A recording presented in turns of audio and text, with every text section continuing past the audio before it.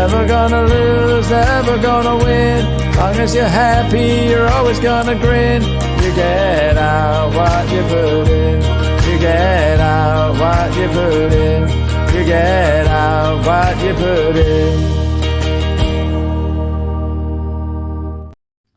We are live. Hello, I am with Josh Muirhead-Smith. Hello, sir. How the devil are you? Yeah, doing well. Thanks, Ashley. Yeah. How are you? You good? Yeah, absolutely fantastic. Thanks very much indeed. But it doesn't look as if we're actually going live on LinkedIn, which is great. I just love that. Yeah, so, first time for me. No, I said it doesn't look as if we are going live on LinkedIn. No, that is just typical, isn't it? But we're going live on YouTube and we're going live on Facebook. So that's where we're at. Let's just see if I can do something. It says I'm live. It says I'm live. So I'm just going to check. So if we are live on LinkedIn, put a chat. Yes, it is live. It is live. It's live. Awesome. You don't need that stress when you're doing a live show, do you? Anyway, Josh Muirhead-Smith, tell us a little bit about yourself, sir. And what do you do? That's a good question. Yeah, so lived down in Torquay in Devon. So grew up most of my life down here, to be honest. Moved down from London when I was like 4 years old. So yeah, been here for a long time. Went to university up in Nottingham, studied management, and then came back down. So, love living in the countryside. Love being by the sea. And yeah, I wouldn't live anywhere else, to be honest. In terms of my interests, like love mountain biking, love getting out on a local trail or going to a bike park, love getting out in the fresh air, love health and well-being, wellness, that kind of thing. So fascinated about diet and how that impacts the body, cold water sea swimming, and longevity, those types of things. So yeah, interested in anything health related. I love it. Good for you. We're so lucky that we live in. Can you hear that or not? Yeah, I can hear that. Yeah. Oh, can you believe that? We've got this phone never rings, right? And it's probably somebody wanting to book a table at the cafe because our number is on the cafe's website, some random website somewhere. So hopefully it's not a parent. the phone never rings. It never ever rings, but it will ring when we're having it all today, aren't we? We're not live on LinkedIn, and but luckily, Simona and Kyle have both turned around and said that they can hear us. Nice one. People turn around to me and they say, "Why are you always so happy?" And it's because I live in Devon, and you're the same. We're so lucky down here. But you like cold water swimming, and you're very lucky because it is jolly cold. It's jolly cold. You're not going in at the moment, are you, Josh? No, I've done a few. I did weekend just gone. I actually went in. I think it was something crazy like -5. Maybe not -5. I think it was around 0 actually. I think it was kind of 0, -1, that type of temperature. But only 5 minutes. I'm in and then try and last 5 minutes and I'm back out again. Yeah, fair enough. Nothing too crazy. Respect. I am one of those people that just get cold. I even get I can't what it's called off the top of my head, but my fingers go white if I get too cold. Chilblains or what? No, it's not chilblains. It's not chilblains. It's called something. Someone will give me the name of it. But anyway, so you work for Thomson Reuters. Yeah. What is it you do there to help our accountants and bookkeepers? So yeah, I've been there for quite a while, and we part of the UK tax and accounting business. So we have two different software brands that we sell here. So it's Digita and Onvio software, and it's a fully integrated suite of products. So all the way from practice management through to accounts, corporation tax, personal tax, company secretarial, document management, client portals, and then more recently an audit system. We have about 3,000 firms that use our systems currently across the UK, so a fair amount. And we span from startup practices, so whether you're just a one-man band just starting out, all the way up to top 10 firms, big four. We ensure that all of them are up to speed with compliance changes, and help them kind of leverage progressive software solutions to help them run their practices as efficiently as they can do. Fantastic. And that's the thing, right? Is there's so much software out there. What you're doing is you've got it all in one box. Thank you, Claire. Yes, it's Raynaud's disease. Thank you. Yeah, so Sam's just put a link in so that people can find out a little bit more about the software.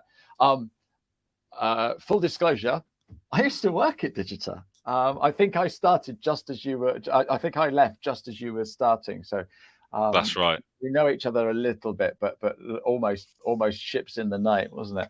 Yeah, it was. So what are you? We've just started the new year. All right, you can see that I'm buzzing. There's loads of things going on this year. I've already got 3 bookings for speaking engagements at different conferences around the UK this year. So I'm so excited. But what are you excited about this year, then, Josh? There's a few different things that are going on, I think, at the moment that I'm excited about. I'd say first thing is the new year. Got to be excited about 2023. Loads of opportunities out there to help more accountancy practices, and just motivated to go out there really and help as many practices as possible with kind of the problems that they're facing, and giving them the software they need to kind of tackle those problems. We had a really good year last year, so just want to build that momentum and keep it up, keep it going into 2023. Another thing is LinkedIn. Really excited about what I've been doing on LinkedIn recently. Got some big plans moving forward. A lot more content to put out there. Posting 3 times a week at the moment. Hoping to get those numbers up. But started doing a top tip Tuesday. So just a software tip on every Tuesday on how accounting firms and bookkeepers can leverage certain functionality in their software, and maybe they're not even aware that it's there. There's quite often I'm speaking to practices and they've got these great systems that they pay a lot of money for, and there's a lot of functionality in there that they may not be leveraging. So a lot of it's just talking about that and making them more aware of certain things they can leverage. Hang on a minute, Josh. Hang on a minute. You work for Thomson Reuters. You sell digital software, but you're going to be doing top tips on software generically. So if I'm using, can I swear? Iris, Sage, and whatever else. If I'm using one of those other products, your top tips are worth me looking out for each week. Yeah, definitely. Fantastic. That's brilliant. Yeah, and they're the types of practices we're speaking with. I'm always having conversations with them, and it seems like some of them are even unaware, even if they're using someone else other than Thomson Reuters, then they're unaware of the things that the software can do. And then lastly, we've got a new announcement this year with a new UK cloud audit suite that we're bringing to the UK. It is a well-established product over in the US market at the moment, doing really extremely well. And we've just recently brought it over to the UK, a UK methodology. And we're starting to bring on quite a lot of practices with that product. I think the thing is with audit is that a lot of the systems that are in the market at the moment are extremely outdated. They're very antiquated. Paper-based, aren't they? yeah. They're not all paper-based, but yeah, they're antiquated, and they've been around for many years. And we're just trying to bring those practices up to date with 2023. We're in a new year now, and we're trying to bring people up to date with their audit systems as well. Oh, fantastic. So here's a question for you. We've just gone through COVID. We've had a lot of people working from home.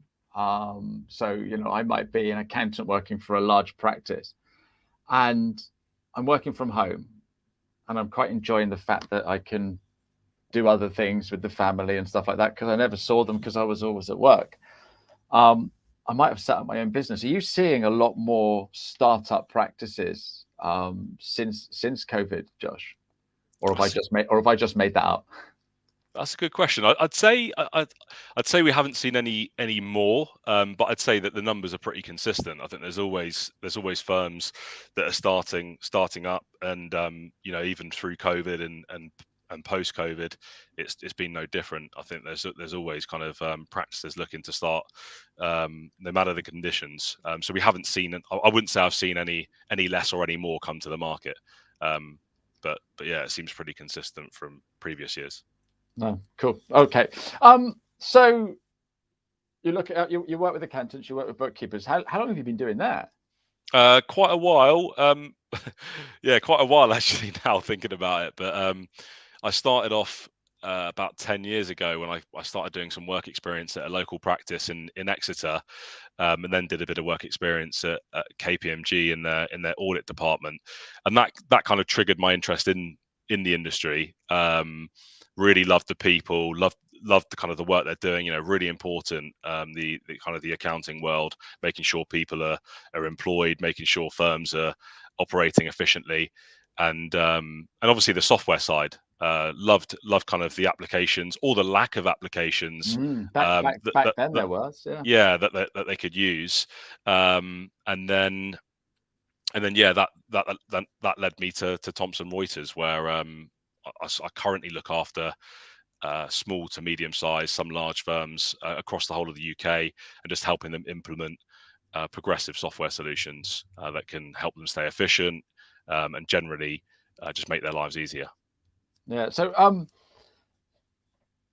I've got a small practice, all right, and I'm using this software for this, and something else for that, and something else for that, and I want to have a chat with you.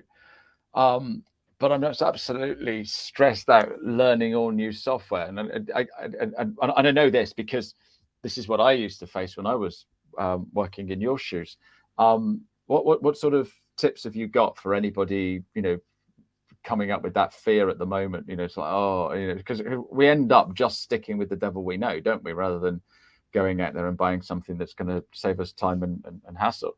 What's your top tip for that, Josh? I think it's good to be open-minded, really, on what technology's out there, because technology moves so fast. It's more important than ever that accountancy firms have the right technology in place. So I think there's a lot of solutions out there now that can eliminate that donkey work and reduce that admin burden within their practice. Whatever firm it is, there's tools out there that can streamline their whole business model, and I think that's how technology can help them. Really, is just streamlining the full process, all the processes within their organizations, and ultimately it should make them more effective and more profitable by doing that. And another tip would be LinkedIn as well.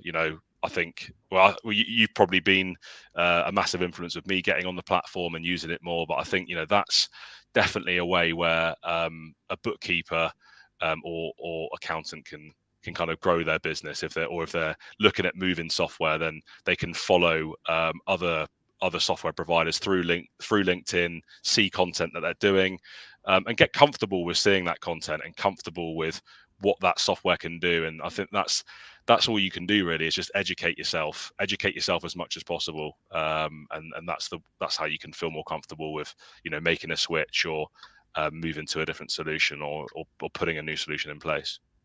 This is like a team reunion. Hello, Julie. Yeah. So full disclosure, Julie works with you, and she is on the onboarding team. And this is something that we didn't have donkeys years ago. So you're so lucky. So what Julie does is she will massage your back when you first buy the software and bring you into the world of digital. So yeah, that's look, mate, your job's easy now. It's sold, isn't it? Everyone's going to want to come on and work with Julie. Yeah, Julie, lovely to see you. Thanks very much for the comment. What challenges do you see accountants and bookkeepers having at the moment? Good question. Apart from tax return season, because you really just don't want to talk to an accountant or bookkeeper today, do you? Oh, I think there's so many challenges that you can speak about, but I'll just mention like a few that I've come across over the last kind of 12 months. But the first is maybe getting their practice management sorted. So a lot of practices, even ones that have been going for many years, are operating blindly, or almost walking around in the dark, and not, they know they're a profitable business, but they don't have the right solutions in place to pinpoint where the bottlenecks are. So they might have some clients that are more profitable than others. They might have some clients that they have on their books that are actually a cost to the business, and they're not aware of this. And a lot of firms are just using spreadsheets. They don't have something there they don't have visibility on the data, so then they can make better business decisions. I think without that transparency of seeing that information in a digestible format, they're unable to make progressive decisions within their business. And I think that's key. Practice management. Another one is client collaboration. You've got a lot of firms that are struggling to exchange documents with their clients, get things signed off. That's a massive kind of bottleneck in a lot of practices, and that ties in quite nicely to the last thing that I'd mentioned, which was making tax digital. That's where that client collaboration is going to become quite important, just because they're doing things 4 times a year rather than once a year, as well as doing an annual declaration. So that's another challenge. MTD, a lot of firms, and the software industry are struggling with MTD. It keeps getting kicked down the road. It's now 2 years now delayed. Again, another massive challenge for software providers and accounting practices to deal with that change. Yeah, no, MTD. I worked at QuickBooks, and it was a number of years. It was a number of years ago now, and I was phoning up accountants saying, "You need to get QuickBooks because of MTD." And I can remember this one guy. He was so rude, so negative, proper dinosaur, and he said, "It ain't gonna happen. That's not gonna happen." And oh my God, he's right, because like you say, they keep kicking it down the road. It's ridiculous, absolutely ridiculous. Because HMRC keep doing that, it just makes it harder for everybody to do, because they're not going to do it because they keep kicking down the road. You guys must be pulling your hair out, having you've made everything ready for MTD, and now they pulled the plug again, and or whatever they call it. But yeah, crazy. Yeah, that's it. I think the most important thing is just, although there's been a lot of work put in, if the change does come in, we're ready to meet the needs of our clients, meet the needs of other practices that might want to partner with us, and we just want to make sure we're in the best place possible to serve those businesses. So hopefully it hasn't all been a wasted effort, but I guess we'll find out in 2 years' time. Right. The thing is, I work with accountants and bookkeepers. I've got some coaching clients. I work with the 6-figure bookkeeper, and I help people there as well. And I know that because they've adopted, cloud technology and QuickBooks and Xero and the like, they are having better relationships with their clients and doing better work. And so it's a great thing. It's a great thing. But for my friend who didn't want to know, he's still in the dark ages. I think even though it's not mandatory yet, it just makes so much sense. Right, I'm going to pick on you a second with practice management, because on my show next week, not the Accountants and Bookkeepers show, but I do another show on a Tuesday. I've got Mandy Allen coming in, and she works for a CRM company, and we're going to talk about CRM for business, not specifically accountants. And it's so important to have something in the business to do that. And one of the things that I find when I first work with accountants and bookkeepers is, like you just said, they haven't a clue on what their clients are doing. They've got some clients that are running, costing them money. I was chatting to a guy the other day. He's just sacked his biggest client with a 60 grand fee, and you sort of like think, oh my God, that's crazy. But he was looking to employ a new member of staff to cover that. And he's going to have to pay this member of staff 60 grand a year anyway, just to do the work. And you sort of like think, well, then you're not making enough money on this client, because it was a huge client, loads of transactions and stuff like that. And, it was just crazy what he was doing. But without proper practice management or CRM or whatever you want to call it, you just don't have a clue. So what are your top tips? If I'm in my accountancy practice today, or I'm a bookkeeper and I'm using a spreadsheet, or I've got it written down in a book somewhere, what sort of things should I be looking for in a practice management solution? Because the thing is, once you start looking, it's a nightmare, isn't it? Yeah, there's quite a few solutions out there. I think it's just about looking at different systems and looking at what you think you're going to need to solve those challenges that you're experiencing. I think there's quite a few different features that I could mention that are important to look for. One is a data mining tool, so being able to easily sort through your data, search through the data through your clients, so you can actually search for different clients and actually do it by different custom fields. One is emailing as well, being able to batch email out of your practice management system, so you can easily contact your customer base en masse. So kind of letter creation, things like that. And also job tracking and reporting and time and billing are really useful features as well. So just being able to have a job tracking system in there, so you know where you are with all your jobs, how long it's taking you, and then being able to report on that, so you can see what tasks are taking you longer than you expected, which ones are taking you less time than expected, and then you're able to get a good kind of visual idea on how profitable your bookkeeping practices or your accounting practices. So they're probably kind of the main things that I'd look for, really. Data mining, automatic emailing, and letter creation, and then reporting and time and billing. Yeah, I did that all on the fly, so I didn't do bad. I didn't do bad. So we've talked about the challenges that our accountants and bookkeepers are having at the moment. How can you help them, Josh? Good question. Well, there's a few different things we can do. We've got a massive array of different products that can help different practices. So if I think what I mentioned earlier, client collaboration.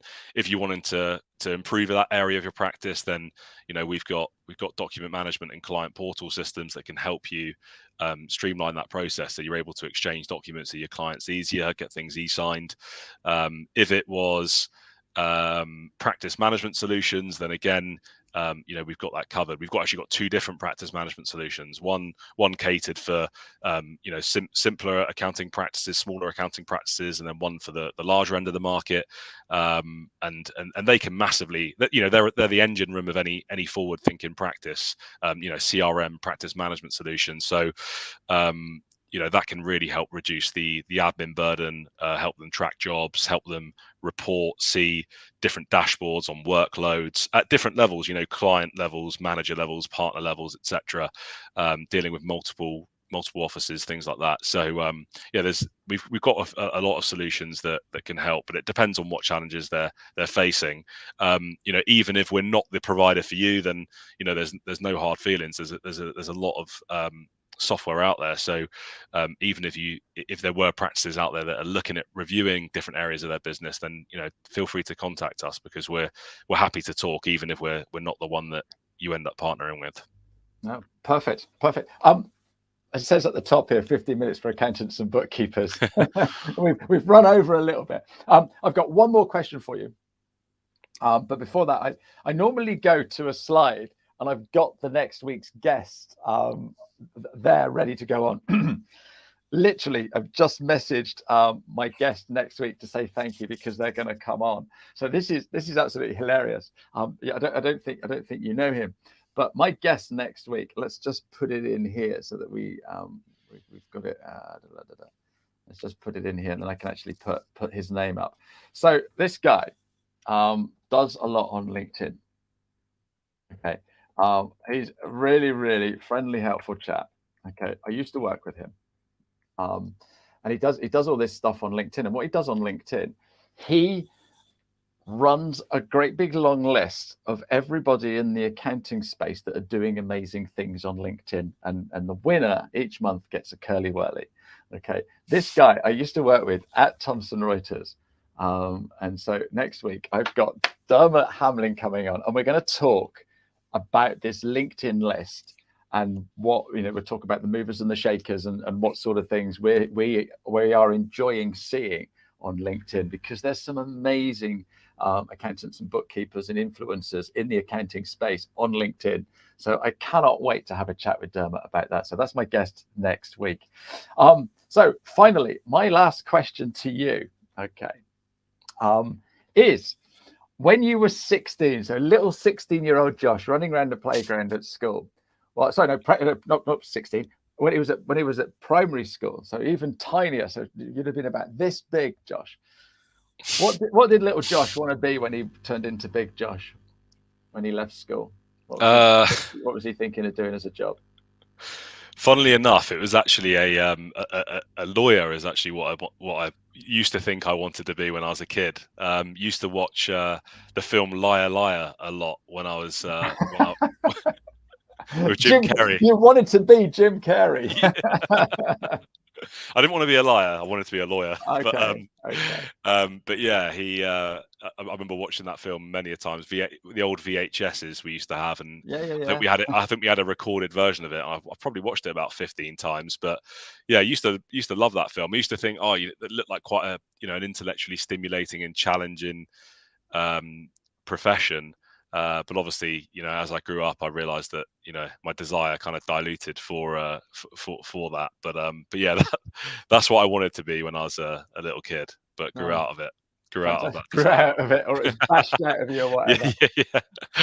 Josh, you've been a lovely guest. If anyone wants to get hold of you, how can they get hold of you? Well, LinkedIn. We're doing this on LinkedIn, so yeah, LinkedIn's the best way to contact me, really. I've got my contact details on there. You can direct message me. My email and phone number's on there. So yeah, happy to take any direct messages through LinkedIn if anyone's got any questions, whether it's on what we do or anything else they're considering software-wise. No, fantastic. Thank you very much, Carl. It's very kind of you to say so, and also James as well. So thank you. Josh, thank you so much. I will speak to you again soon, I'm sure. And thank you very much for being on my show. And also thank you to everybody who was with us today. I just need to get rid of that, and then I can just play a little bit of music as we go out. Thanks very much, Josh. Cheerio. Bye-bye, everybody. Cheers, Ashley. Cheers. You get out,